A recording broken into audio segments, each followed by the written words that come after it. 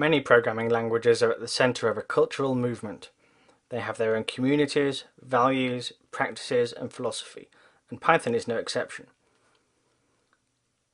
The development of the Python language itself is managed through a series of documents called Python Enhancement Proposals, or PEPs.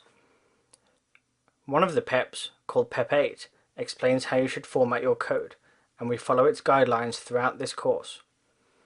It is PEP 8 which recommends we use 4 spaces for indentation in new Python code.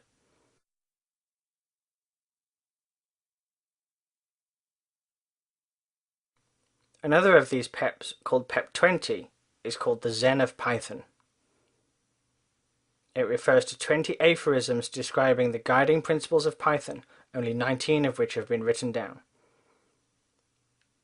Conveniently, the Zen of Python is never further away than the nearest Python interpreter, as it can always be accessed from the REPL by typing import this.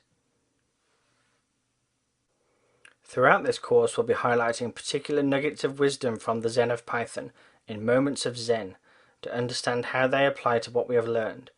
As we've just introduced Python's significant indentation, this is a good time for our first moment.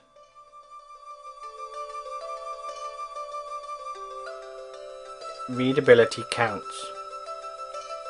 Clarity matters, so readability makes for valuable code. In time, you'll come to appreciate Python's significant whitespace for the elegance it brings to your code and the ease with which you can read others.